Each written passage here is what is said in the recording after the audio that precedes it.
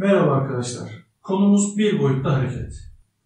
Genel fizik 1 dersinde işleyeceğimiz mekaniği, cisimlerin hareketini inceleyen kinematik ve hareketin kaynağını inceleyen dinamik olarak ikiye ayırabiliriz.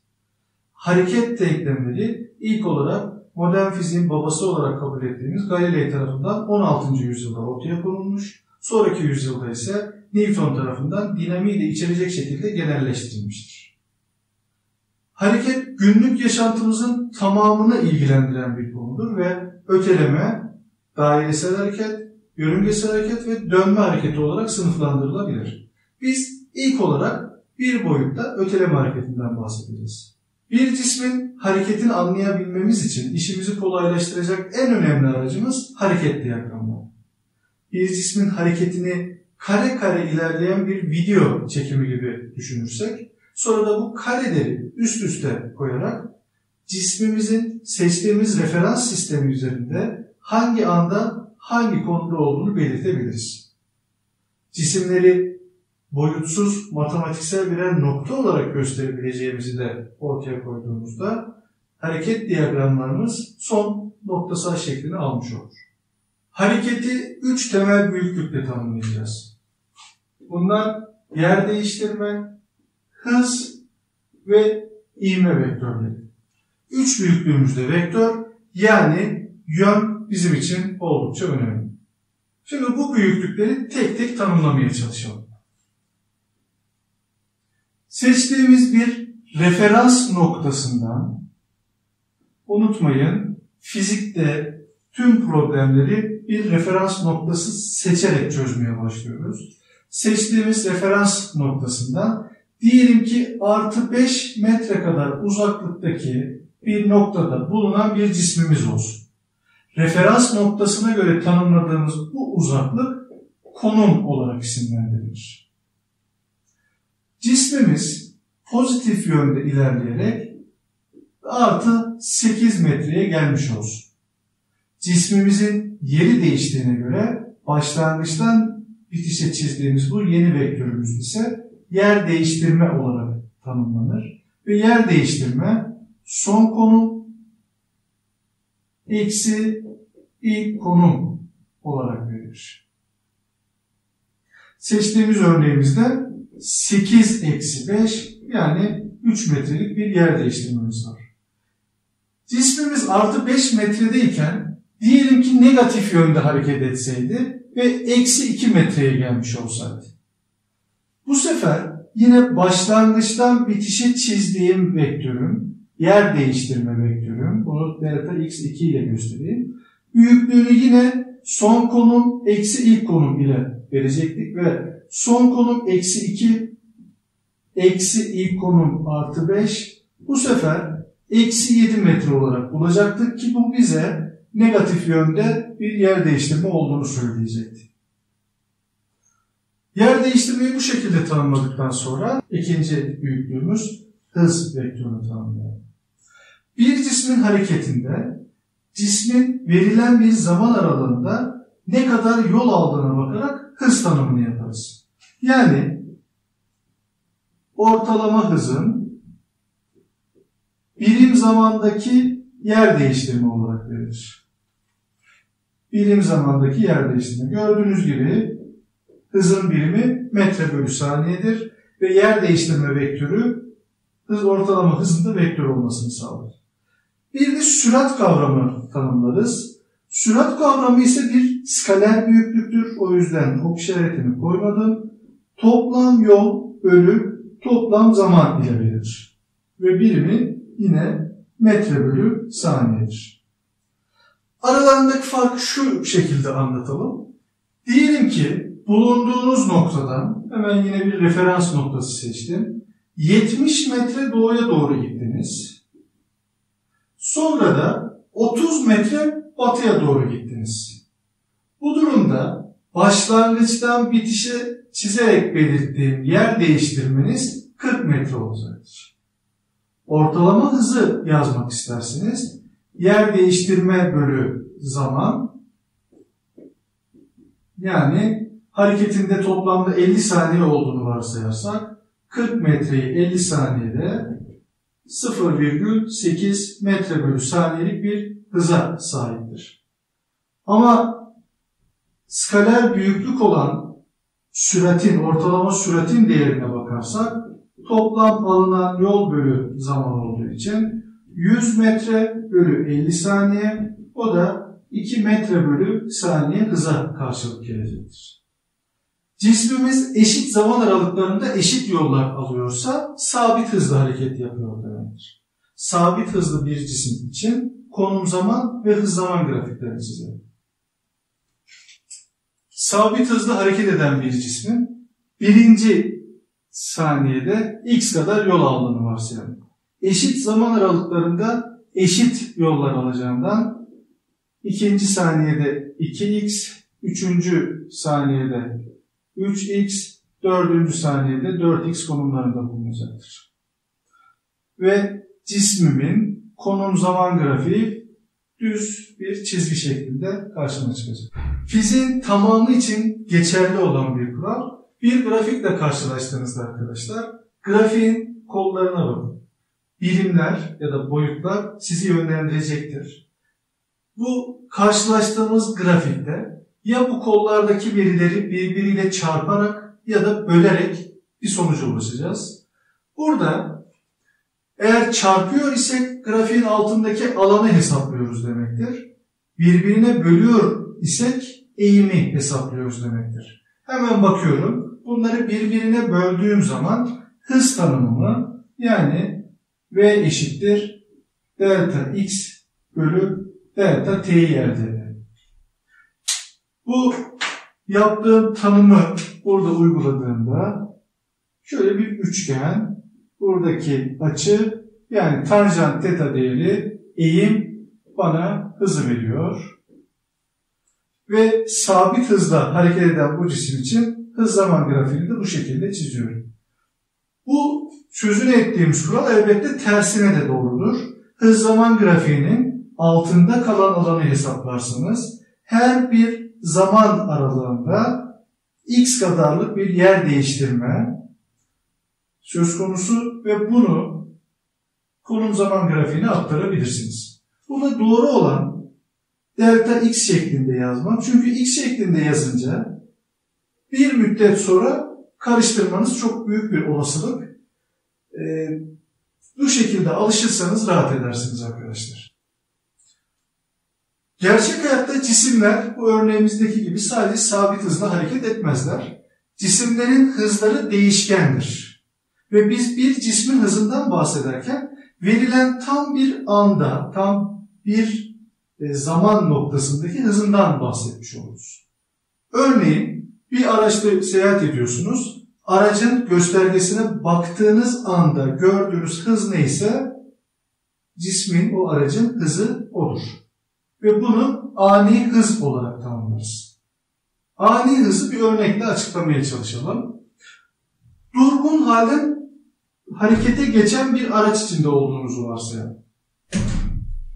Önce hareket diyagramını oluşturuyorum. Durgun halden harekete geçtiyse V1 hızım, hızlanarak hareket ettiği için artan bir hız söz konusu.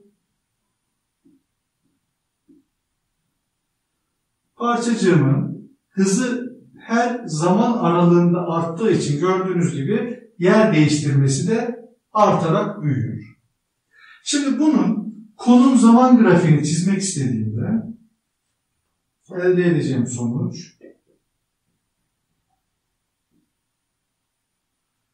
diyelim birinci saniyede x kadarlık bir yer değiştirme yapsın. İkinci saniyede 3x yani geldik 4'e. Üçüncü saniyede 5x yer değiştirme yapsın. Yani geldik 9'a. Gördüğünüz gibi bir doğru çıkmıyor. Şöyle bir parabol elde ediyorum. Konum zaman grafiğim için. Şimdi bir önceki konum zaman grafiğinde yaptığımız gibi bunun eğimini almak isteyeyim. Diyelim ki 1 ve 3. saniyeler arasında delta t'yi yazdım. Burada delta x'i yazdım. Ama burada bulacağım eğim bu iki noktayı birleştiren doğru eğimi olacaktır. Yani benim esas grafiğimin eğimi olmayacak. istenilen andaki hızı bulabilmek için mümkün olduğunca istenilen anda elde edeceğim delta t değerini mümkün olduğunca küçük aralıklar halinde ele almalıyım. Bunu neye benzetebiliriz? Siz şimdi bu eğrinin, turuncuyla çizdiğim eğrinin fotoğrafını çekseniz ve sonra da istenilen bir aralığa zoom yapsanız, yani fotoğrafı mümkün olduğunca büyütüp sadece o aralığa baksanız, bir müddet sonra eğrilik yerine orayı düz bir çizgi gibi görmeye başlarsınız. Yani biz artık burada düz bir çizgiden bahsediyor oluruz. Dolayısıyla artık eğimi hesaplayabiliriz. Ancak bu yaptığımız işlem az önce yaptığımız gibi doğrudan delta x bölü delta t şeklinde yazılamaz. Yaptığımız işlem aslında delta t'nin 0 limitinde delta x bölü delta t'dir. Bu da bize ani hız değerini verir ki yer değiştirmenin zamana göre birinci türevidir.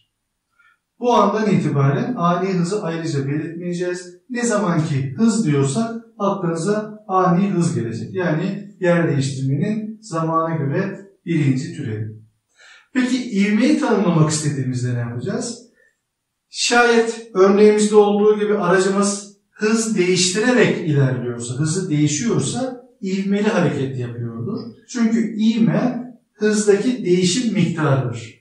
Yani şu şekilde tanımlayacağız. Delta V bölü delta T. Yine ortalama ivmemizi birim zamandaki hız değişimi şeklinde tanımlamış olacağız. Burada birimlere baktığınızda zaten cümle ile söylediğimizi görebiliyorsunuz.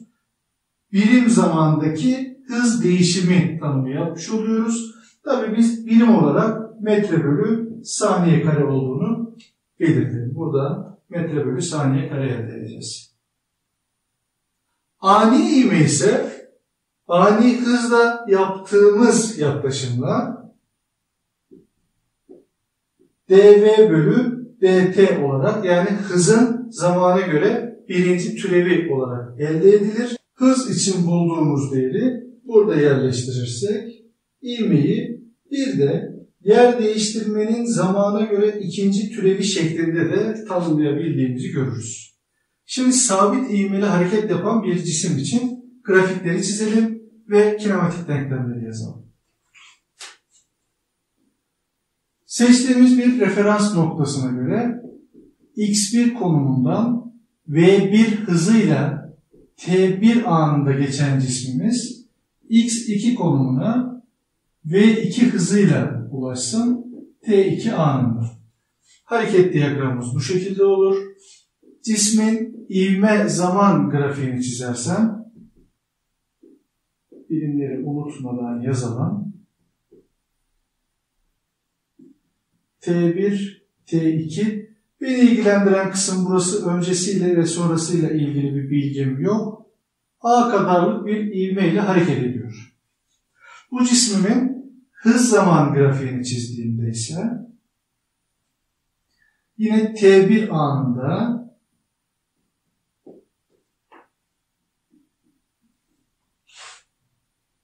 V1 hızına sahip, T2 anında ise V2 hızına ulaşmış. Yani şu şekilde bir doğru elde ediyor.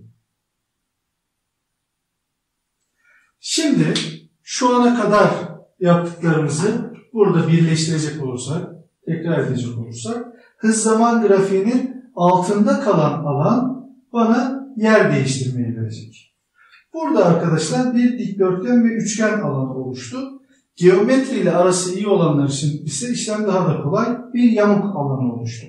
Bu yamuk alanında gördüğümüz gibi şu iki seviye arasındaki farkımız, yani hızdaki değişimimiz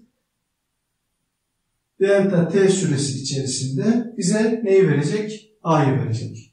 Bir başka deyişle hız değişimi, o da bu tarafa yazalım. Hız değişimi ivme ile geçen sürenin çarpımı şeklinde elde edilecek.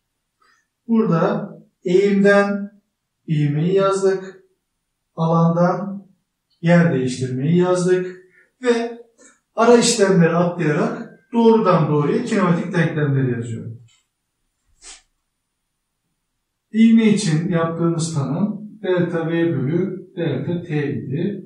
Bu tanımdan yola çıkarak, yani V son eksi V ilk bölü delta T tanımından yola çıkarak son hız için ya da örneğimizdeki gibi V2 yazalım. V2 için yazabileceğim değer V1 artı A çarpı delta T şeklinde olacaktır.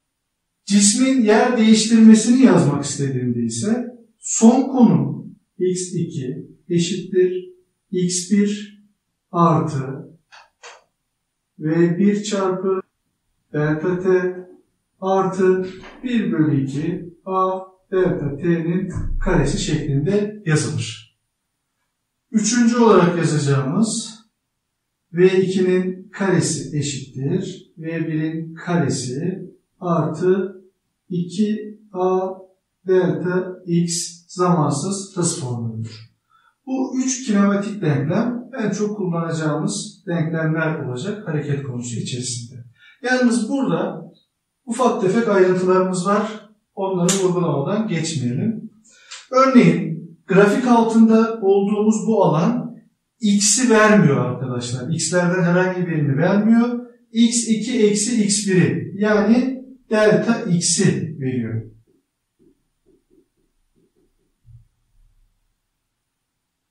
Ve zamansız hız formülünde de burada herhangi bir x'i kullanmıyoruz. Bunlardan biri değil, delta x'i kullanıyoruz. Yani ister grafik yöntemini kullanın, ister formülleri doğrudan kullanın.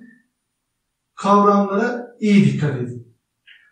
Bu denklemlerin nasıl elde edildiği ara işlemleriyle birlikte sisteme yüklediğimiz dokümanlarda yer almakta.